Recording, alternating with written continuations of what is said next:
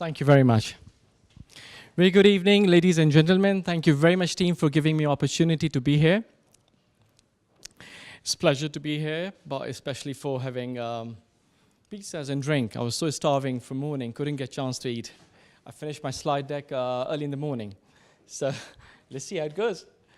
So today I would like to talk about cyber entrepreneurship. What is it? Why we are talking about cyber entrepreneurship at this point of time? We believe one school of thought talks about that cyber and related technologies, either blockchain and AI, all these are providing a new platform of trust. Is it true? Let's crack it on first.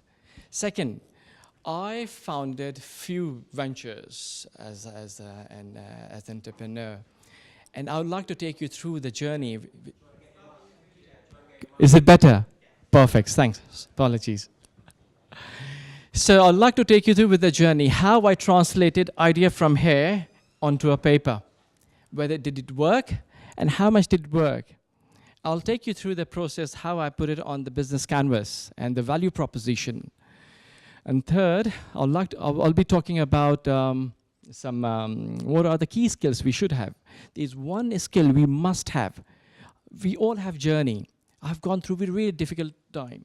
I was used to cry sometime, for a couple of hours sleep, and then I used to get up and cry because there's so much pressure, so much stress, when so much money is involved. So I've gone through this phase. So I'll take you through how it happened, how I come across with this, that journey, and what are the mistakes we have to avoid. Let's talk about first internet. Let's briefly talk about internet. Around 40 years ago, internet was few dots and a couple of computers. They barely carried bits and bytes between them. But now, if you see at this point of time, you can use internet on our watch, right? On our mobile devices, even without wire, we can use even sitting in the toilet, right? We can watch whenever you can use. Within 60 seconds on internet, we do roughly 6 million Facebook posts, millions of WhatsApp, and around 3 to 4 million Google search criteria. In order to go where we are now from couple of dots or computers, a lot had to happen. Tim Berners-Lee and Bill Gates had to dream how we can change our life. We can't deny that internet is one of the greatest paradigm shift, or one of the greatest invention. So whenever we have an invention or the paradigm shift, we have to ask, what is one gap it is filling for everyone? For example, if we talk about printing press, it covered the knowledge gap. And steam engine provided us the power. Internet make the world a smaller place. Now, if I talk about cyber and related technologies, I mentioned blockchain, AI, all these, it is filling the gap of trust. Not only the way we trust to each other, but also how we do business. Trust is the core or the fundamental currency of commerce and business. We manufacture the trust. When I exchange my hard cash, earn money, by any means, online, in person, I have to trust on you in the case of your services. We do trust so much that roughly $100 trillion transactions every year, we as a human, around 7 billion of us do.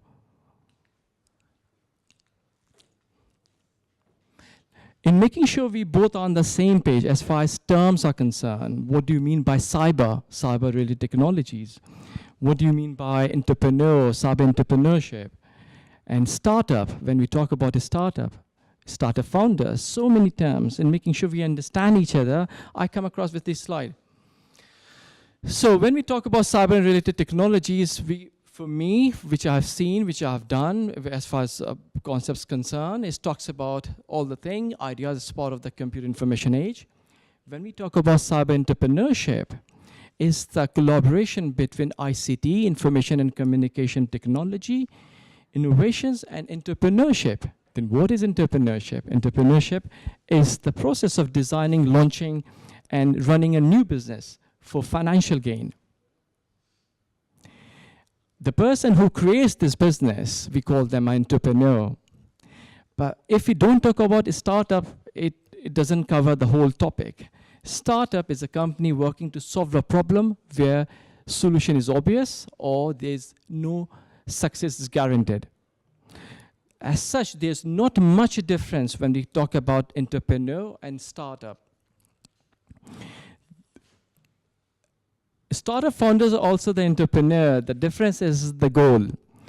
Normally, as far as startup is concerned, they normally go to solve the problem. They're innovative. But for entrepreneurship, you have to have a financial gain in front of you. For me, based on my experience, which I've seen so far, if you have the right skills, you can crack either startup or entrepreneur. End of the day, most of the startups we have seen are turned into entrepreneurship.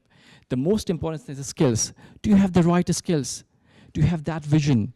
So you as a human, you need to play with your mind. So you just turn around, flip. Let's talk about entrepreneurship design process. Before taking you through with this process, because we are professionals, most of us, right? We've done so much work. We have more than 5, 6, 7 years experience in our life. So let me take you through what I have done, why I'm here, what I have done. So I'm in the industry from the last 15 years. I work with the big brands, Deloitte. We used to work together, Deloitte, BP, Smith & Nephew, and bank I'm currently working for. As a volunteer, I was cybersecurity advisor to GCHQ. I helped European Union in defining one mobile identity across EU in designing an implementation phase. I was used to assess Cabinet Office in implementing national cybersecurity strategy across UK. I was sitting with a couple of universities as external panel member and help influential universities in designing their cybersecurity model curriculum. So that's the work I did. So based on that experience, back in early 2017, I came up with the idea. So I founded Center of Excellence in Cybersecurity, Governance, Risk, and Compliance. It is a platform which offers cybersecurity solutions, professional solutions like Big Four. It offers training, online CISO. We also offer research and development. One platform, it covers end-to-end risk-based solutions. That's what we offer. It is a hub of diverse background people, researchers, professionals, educators, and trainers. We offer a unique 360-degree look as far as the solutions are concerned. So back in 2017, when I started, I got luckily support from my couple of friends who invested in my idea. I'm so good in thinking, so good. But when it comes on executing and designing how it looks like as far as paper is concerned, I was dumb. Because I didn't have that much confidence. Until you don't have confidence, you can't be show in front of other people. So as far as my journey is concerned, I designed these solutions for emerging economies. I did my research, and I found out there are few emerging economies in West Africa, in South Asia, Middle East, then Europe and UK. UK, for me, is a mature market because I had so many people offering more or less same activities. What could be the difference? How could I stand out?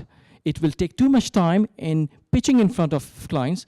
Better to go some different market. Qatar had a severe cyber attack last year. That's why it's isolated right now. Pakistan, all the ministries were hacked. Websites were hacked last year during the Independence Day. That was the perfect pitch for me. West Africa, Ghana, I went to Ghana, and because a government was going for reform, so I helped them at that point of time. So one of the strategies which I used, I started working with the regulators. I can go to any company, right? Because we are a British firm, we have all the professionals have minimum 15 years work experience. But I thought if I go there, I'll get different projects, it will take, I have to go through the process, RFP and then pitching. Instead of going through this process, let's play a smart game. I sit with the regulators, offer them the best solutions, and then as a trickle-down effect, I got support. So I got project from World Bank in Pakistan. I secured project with regulators in designing and implementing cybersecurity standard and framework for telecom operators for financial services, or the FS, by giving services to State Bank. I started working with law enforcement agencies. That's how I got these projects in a year and a half time period. So how it was possible for me to convert idea from mine on a paper. So that's the process I followed. So first I portrayed all my ideas on a business model canvas and value proposition canvas. I extracted all the information, prioritize, and use to learn, to validate or revalidate again and again. That's the iteration process. That's the process, not a linear process I followed. So today, for this session, I would like to focus only on two things, on the business model canvas and the value proposition. So as far as the business model is concerned, I followed 9 building blocks of this business model canvas in shaping and giving a shape to the idea, how it works.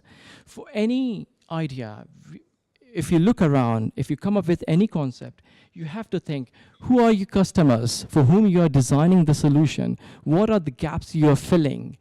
How you design, what are the channels, the touch point you will be using to interact, to deliver your services, your values? What is the value? What is your product? What's the gap you're filling? And what is the value you are adding in the form of in the product and services? How are you building the relationship with your customers, the clients? What are the key activities and key resources you need to design your product? And the key partners, you're not going to do everything by yourself. And is there any revenue stream? What would be the revenue streams? After working on these 8 blocks, I got the understanding how much I will be spending on the cost, as far as cost is concerned. We all have different ideas. And it's good when it is here, but it's really difficult to take from here, so you can map, you can understand what works, what will not work. So let me give an example. So one of the customer was the regulators, the NGOs, academics, ministries. All these was my customers. What are the touch point I used? I interacted with different ways to communicate with them. Customer relationship was so difficult because so much corruption, so much diplomacy, politics. You have to be part of them if you would like to work with them. I know there's a big monies there when we work with government, but you have to sacrifice to some extent. What was the value, the proposition? What's the bundle of services you would be offering to them? Services, training, and research. There's so much grounds was there. Key activities internally. Do we have do we need a website? Do we need some pitching, some service line? Who are the key resources whom I'm relying them? And the key partners. One of the strategy I had, I shake hand, I started working with Deloitte, local Deloitte. I started working in Qatar with Mazar. I shake hand, I designed their service line for cybersecurity. I started working with them. That was their starting point, so I got access to government and their ministries. What are the revenue streams there? And then I got the cost structure. So the work which I did to some extent, I just want to show how I started working. Now, as far as this business model is concerned, value is so important because currently in nowadays, you are disruptors, right? So you have to think your value is affecting the trust of your clients. How you're building or losing the confidence or the trust. What is the value? What is the gap you're filling? So I would like to focus on what is the value and who is your customer. Rest automatically as a byproduct you can get. So what I did an exercise, value proposition design exercise to establish a fit. Who are my client? Who would be my customers? And what value, what gap I'm filling for them? So as far as the customer profile is concerned, I based on market research, analysis, interacting with different few people locally, internationally, I learn I understand, I make sure I'm verifying their characteristics, what they would be looking for, their mindset. So what are the job accountabilities customer has or the client they would be looking for on a day-to-day basis? What are the pain points during, before, and after in achieving those your business object or the daily work is concerned? What are the gain they are looking for? End of the day, we are offering value to fill the gap, increase the gap, increase their trust by offering and filling the gap in the form of your product. So value proposition, what are the list of activities you would be offering? What are the pain relievers you're offering to your clients? What are the gain creators you're offering to add value? So I start mapping them, pain to pain relief, gain creators and the gains, and the product services. I revisited again and again to understand their concerns, to make sure I'm pitching by going deeper to understand what would be their concerns. So if I pitch in front of them, I could get the value. The work which I did, because in the early days, no one helped me. It looks good as far as theory is concerned, but when it comes on practical, it's so difficult. Because so much money was involved. When I asked my friends, I didn't want to go to the route of investment, because as a professional, we always look for the business opportunities. There was so much stress when money involved as far as your friends are concerned. So let's talk about what are the skills we normally or you should have as far as these ventures concerned. We are humans. We can't have all the skills. It depends on the common sense. We use more or less, I'll talk now about these skills. We use more or less them every day. You have to be ambitious. You have to have creativity, because if you don't have the creative, unique ideas, there's no point. You have to be stubborn to make sure you're getting what you're looking for. Only you are the person who knows what's your idea. You have to stretch your corner to understand what are the risks there. You have to be spontaneous. Your personality, your life should reflect what you're offering. You have to be a good communicator, listener, especially during my meetings. I'm not fully aware with African local environment, not Asians too much, not Qatar, but I try to be a good listener to understand what's the norm, what's the culture I have to follow. It's so much stress. It's a day-to-day stress. As I mentioned, I used to sleep and get up and cry. No one knew how much stress I had. Your aging goes so fast because you take so much stress and no one understands your concerns. Frugal, you have to, if you don't know how to save money, how to invest money, it's so difficult. Sometimes when you get so much money, but you have to make sure you're saving money. You never know about the rainy days. One of the key issues, one of the skills you should have, you have the right people. You're not going to do everything. You have to have a team. You have to distribute your accountabilities. Deal with failures. It's not an easy journey. It's not a straight line to the success. You have to go through a path. And if you deal with the failure, that's so important. Currently, social media plays key role as far any of the product is concerned. You have to see, analyze all the scenarios from both sides of the table. Emerging trends. Right now, I'm working on one blockchain initiative. I'm also working on AI initiative, which has been initiated in the Middle East, in the business park. I personally recommend, which I perform for myself, because life is too short. I can't spend too much time in improving my weaknesses. I can spend time on improving my strengths if I see the positive side. But there's so many skills, right? You can't spend too much time in thinking. What do you think? What is the most important skill which we should have? Most of them, the skills which I talk about, you can hire people, you can learn by learning knowledge. One of the skills which I recommend, which I have seen after learning and on ground, you have to evolve. You have to be chameleon. You have to adopt situation. We never know. Every day is a new day. We never know what is happening. As Jaden mentioned, he is writing a legal contract. We never know. You have to do it. Sometimes you can't trust too much because you know end to end as far as your idea is concerned. But you have to take the risk. You have to go outside of your boundary. You have to stretch your corner. You have to take the lead. You have to believe on yourself that you can do it because you are the only person who can feel the passion.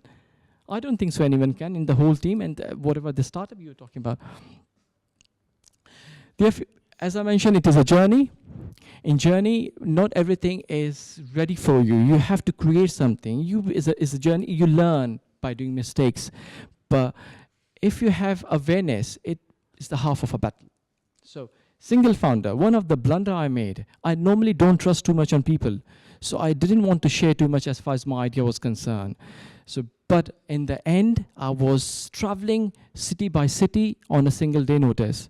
So much stress that I have to cover all kinds were important. And I didn't want to make it a mess, but I realized by a hard way. So now I have a co-founder. Location, yes, location first. Initially, when I came up with the idea back in Deloitte, it was to tap the market in UK.